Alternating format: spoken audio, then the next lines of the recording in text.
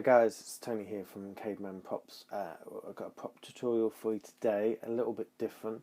I'm going to be working on the blaster from Bladerunner, the original Harrison Ford model. This is it's kind of an important one to me because quite a few years back when I first started making some props and before I started doing tutorials, I bought a resin cast of this gun thinking I was going to be able to make up a brilliant prop and display it. Unfortunately, the cast wasn't that great. I kind of learned that if something's quite cheap online, it's probably a good reason for that. I think it was a cast of a cast of a cast, and it just got out of hand and wasn't that great. Obviously, I tried painting it up. I wasn't that good back then. And sort of, long story short, it was never displayed. It's gone into a box. I still have it somewhere, but I'm not quite sure where. So the plan was to always bring it back out and try and see what I can do with it, get it a little bit better. But something came across to me the other day, which I'm very quite excited about.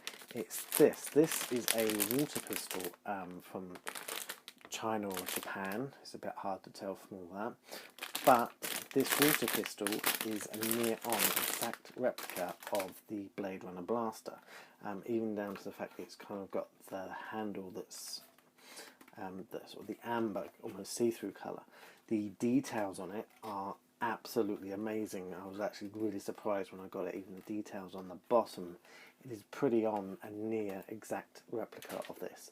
So my thinking is that I will be able to mask off these bits and give this a whole paint job and make it look like the original blaster.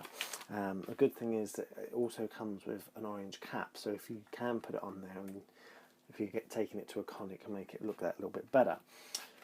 The only problem is this isn't exactly that really available in the UK and America. There have been some problems. I was quite lucky to get hold of this. I have looked online and they are going for quite a lot of money, and try and get it shipped into the UK is going to cost you quite a fortune. So I kind of thought if I was doing a tutorial on this, that's not really fair because you're not really going to be able to follow it on and do your own copy. So I had a look, and what I've been able to find is this. This is a toy gun. You put batteries in it and it's supposed to make sound and noise, and this bit, I believe, rotates. This is pretty close to this, judging by the side, but the handle's a little bit different. But my thinking is that I'm going to take both of these into the workshop and we'll work on both of them at the same time. So I can follow this one along, you can follow that one along. If you're lucky enough to get your hands on one of these, brilliant. If not, this one I picked up on eBay for $9.99, so it's quite a cheap one and it's not far off. Obviously the handle is not going to be that great, but we're going to see what we can do with that, and we're going to work on it, block this bit off, make it look a little bit better, give it a good paint job. Okay, so we're going to run off into the workshop now and work on both of these and then see what they look like at the end. Okay, so I've made a bit of a start and I've been very lucky. I've managed to get these bits to come off of the handle. They weren't easy, I will admit that. I did think they were going to break at one point, but then I persevered. I did get a tiny little crack in that one.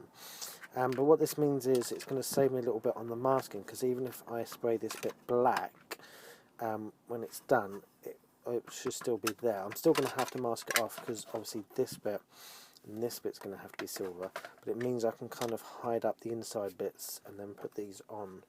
I still kind of get that amber effect handle. So we're going to do that. What's going to need to be done with this is I'm going to get a sanding sponge, very gentle sanding sponge, and I'm going to just give a slight brush over this plastic just to rough it up a little bit before it then gets coated with primer. So that will just stick onto that, and then obviously these bits can be put aside and ready while we work on this bit. With the other gun, what I managed to do is I managed to get a small hacksaw blade in down the side and cut out the rod that was joining the bullet parts there.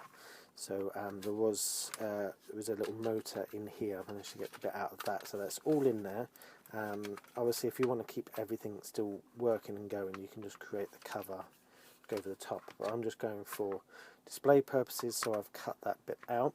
And I have some of this piping left. This was from a storage system that fell and broke, and I've used some of these bits on a couple of projects before. If you followed the Cyberman gun, this is what I used on the very end of it. So what I'm going to do is I'm going to cut a piece of this pipe to fit in there to fill that bit up, and then we can do the same. We'll brush this down and get it ready for priming.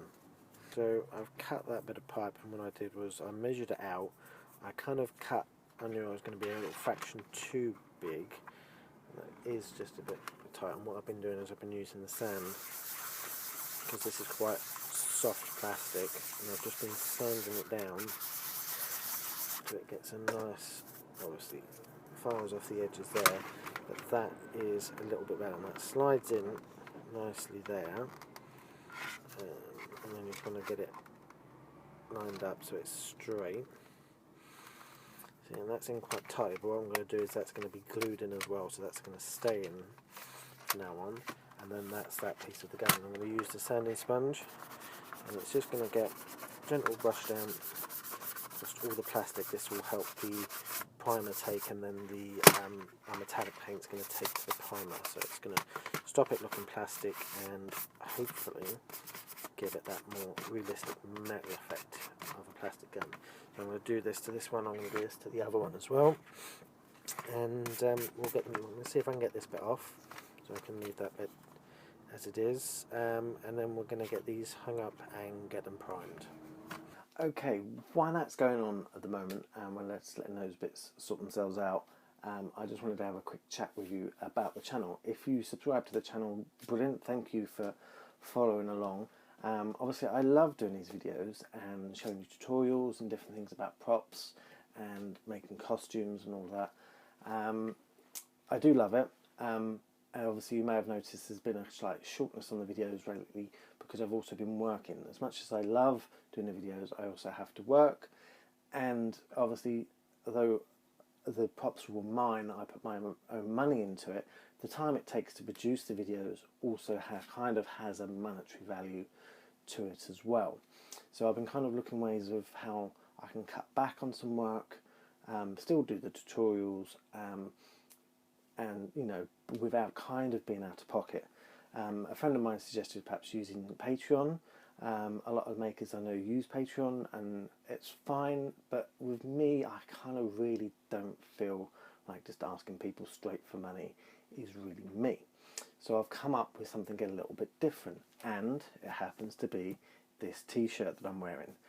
I've teamed up with Street Shirts, and they are producing this t-shirt for me. You can go to the website that I put up on the screen there. I'll also put the link in the description. You can purchase this t-shirt from them in which size you want. They will print it and they will send it to you, and then I will get the profits back from that. I feel a little bit better than that because you end up with something as well. You get a nice t-shirt out of it, and it gives me a way of trying to fund the channel. It's not going straight into my pocket. I use my own money for the props. It's just helping fund the channel and doing bits and pieces on the channel. So if you want to help out with the channel, obviously head along to Street Shirts and order one of these t-shirts. I'd be really humble if you did. Obviously if you do, take a picture of yourself in it. You can tag me in it on Facebook on Cavemanprops.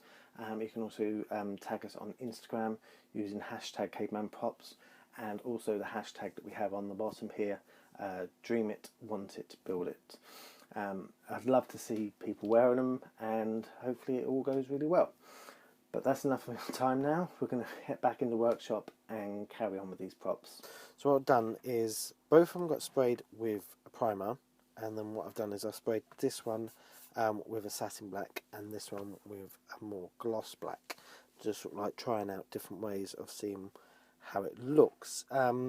With the primer, what I did was I used this plastic coat primer. I bought this a while ago, but it didn't seem to really work that well on the treated foam that I was using, so I went back to a more grey plastic primer that you can pick up from the hardware store.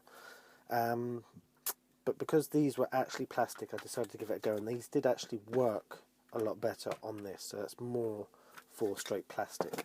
So it did work really well, and then I've given it the black coat. These are just the ties that I've been using to hang it up with. It's dried a little bit in there, I will sort out later. So it's doing quite well. So what I'm going to do now is we're going to mask these bits off. So this top section needs to still be silver. The little bit of barrel still needs to be silver.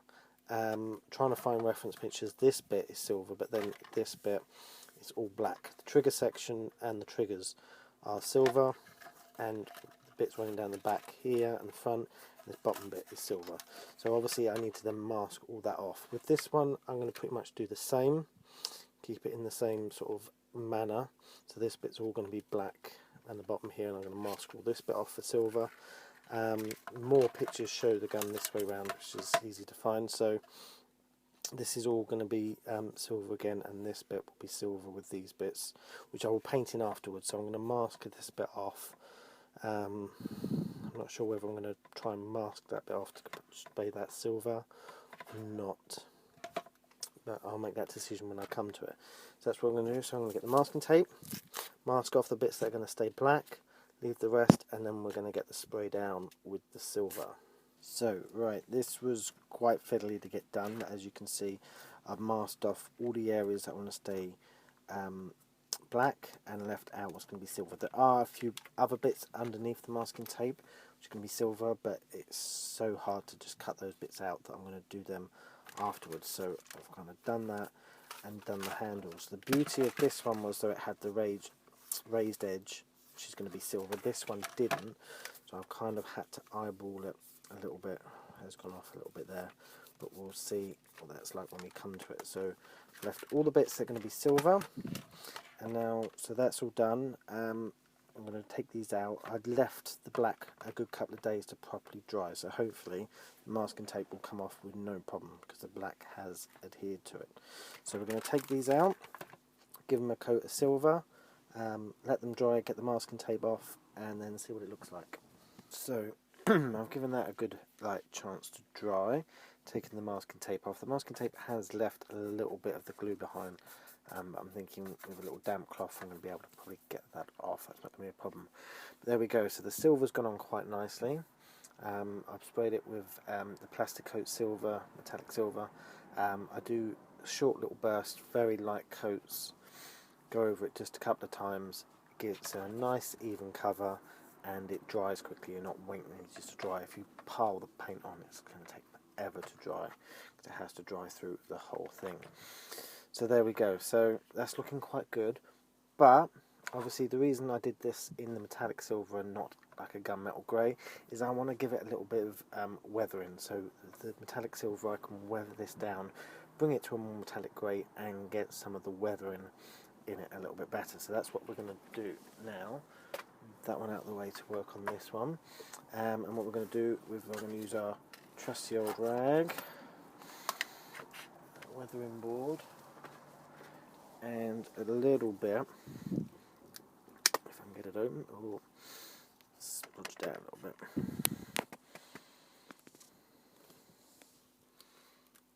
It's getting a bit old, this one. So we're just going to use a little bit of black acrylic paint.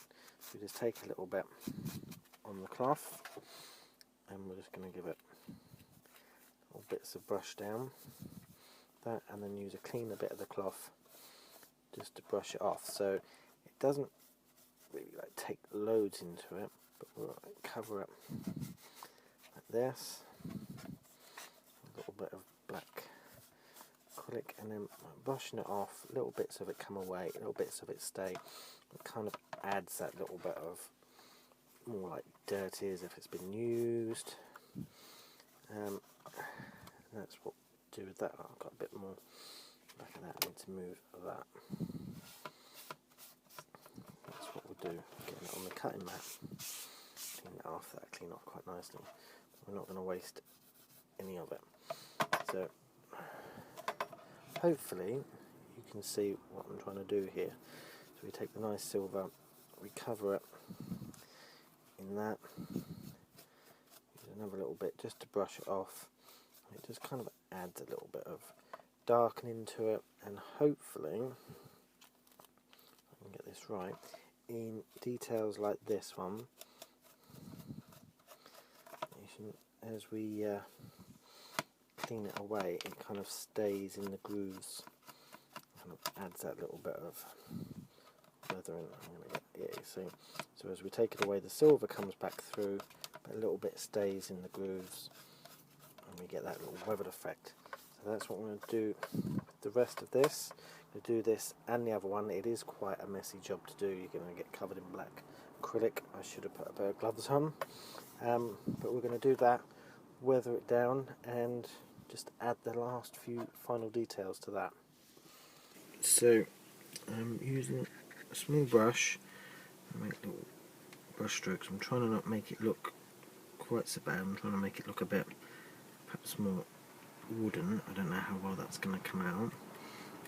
But this brown is called a burnt umber. Remember now, I use it in some of my other weathering and some of the other projects. But hopefully, I'm thinking my main problem is here because I've painted the handle the gloss black, how well it's going to go onto that.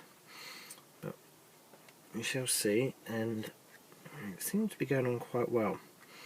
So I think that's going to be that. So we're going to paint this handle brown, paint the other side brown. I've obviously gone round, tried to follow the silver line, and so we're going to go from that, get it in all these some crannies, paint this up, and hopefully then it will all be finished. Okay, so I've got the handles back on there. They're pretty good. They just clipped straight back on, and I think it's looking absolutely amazing.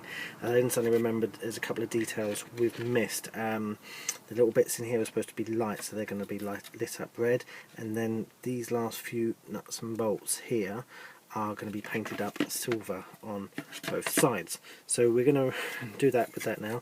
So very gently take a little bit of the red acrylic. This is enamel actually, sorry, not acrylic. And I'm just going to put, brush isn't particularly working very well.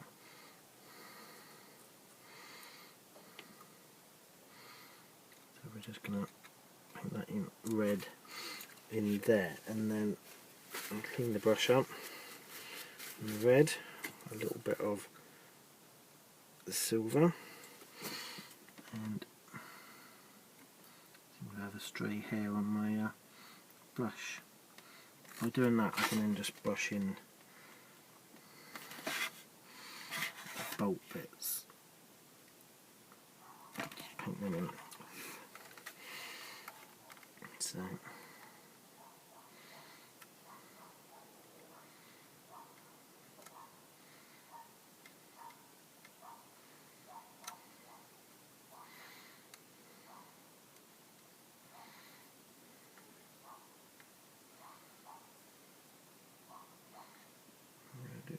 a little bit to that as well, because I think that should have been kept silver. That should be fine. Once we do that, okay, and that's what we'll do there. So that's quite nice and simple there. I'm going to find a better brush to try and do the red bit with. That's going to go in there, there, there and there. I might just cover that up now with a bit of black. And this one, there we go, cover that up. So I'm going to find a better brush and put the red in there, and then that should all be finished. Right, well there we go. It is all finished now, and I think it is looking absolutely amazing. I managed to get a nice little brush, get the red lighting in there, finish off all the little silver details on there. The handle looks brilliant, and it just looks so much better than the one I've done before, and having the amber handle I just think looks amazing. If you're able to get hold of one of these, it's well worth it to create such a brilliant, good looking prop. The finish on it has come out brilliantly. I'm really happy. It's so much better than the resin cast one I did before. I'm absolutely loving it. Obviously our cheaper version one I think has come out really well. The handle came out a lot better than I was expecting it to.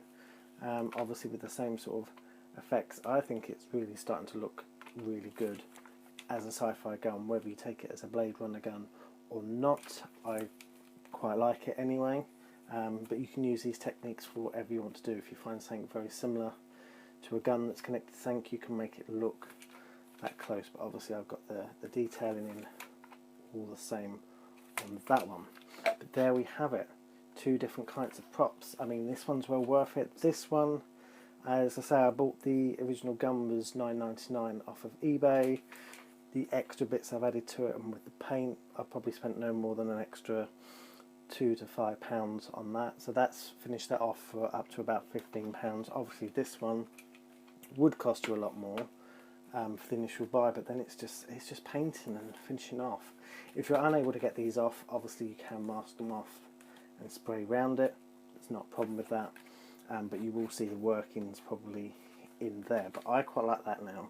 That looks really good to what I want. So this is definitely going to go on display now. So there we have it. Tell me what you think. Please like, please subscribe. Check us out on Facebook. If you are interested, the t-shirt will be available for 4 weeks from the publication of this video. I'll also be pushing it out on Facebook. But thanks for watching. Hopefully we'll do another tutorial soon. And I hope you've enjoyed the Bladerunner blaster. Obviously, because they've made a new film now, at some point I'm probably going to have to do the new version.